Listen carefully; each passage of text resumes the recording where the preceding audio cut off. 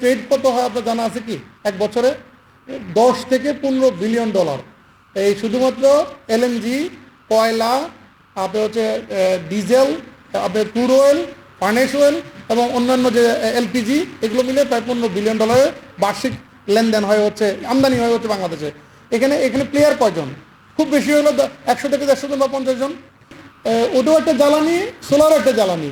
সোলারে আমদানি করতে লাগবে 60% ট্যাক্স, আর আপনার ওই জ্বালানি করতে লাগবে হচ্ছে 0 ট্যাক্স, ইন এডিশন আবার সাবসিডি, ডাবল। এই ধরনের দ্বৈতনীতি থাকলে তো আপনার এর সম্প্রসারণ হবে না। তো জ্বালানি তো একই, 1 ইউনিট বিদ্যুৎ আপনার ডিজেল থেকে হলে যেটা হবে এই বিদ্যুৎ হবে, ওই নবায়নযোগ্য জ্বালানিতে 1 ইউনিটই হবে, কিন্তু ওটা 2 ইউনিট বা হাফ ইউনিট কিন্তু হবে না। এই জায়গাগুলোতে আমাদের পরিচ্ছন্ন ধারণা থাকা দরকার। আসলে এটা একটা সিস্টেমের পলিসিগত প্রক্রিয়ার মধ্যে কিন্তু আমরা পড়ে গেছি, যার কারণে নবায়নযোগ্য জ্বালানিটা আমদানি আপনার হচ্ছে সম্প্রসারণে বাধা হচ্ছে। একটা তো কথা বলি, আপনি দেখেন এনবিআর বলে দিল যে সোলার প্যানেলে 1% ট্যাক্স, বাট আমদানি করতে যখন আমরা যাচ্ছি তার 28 থেকে 29% ট্যাক্স হচ্ছে। তো এখানে কেন? কারণটা কি জানেন? সিস্টেমের মধ্যে ফেলে দিয়েছে আমাদেরকে।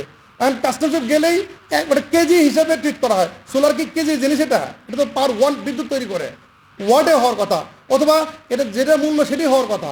আমরা যদি 10 সেন্ট যদি মার্কেট বাজার ধরি, সেই অনুযায়ী আমার যদি 1% হয় তাহলে এসে ট্যাক্স দেওয়ার কথা, কিন্তু আমরা দিচ্ছি হলো 28 থেকে 29%, বিকজ অফ ওই পার কেজি $3 করে ট্যাক্সেশন করা হচ্ছে।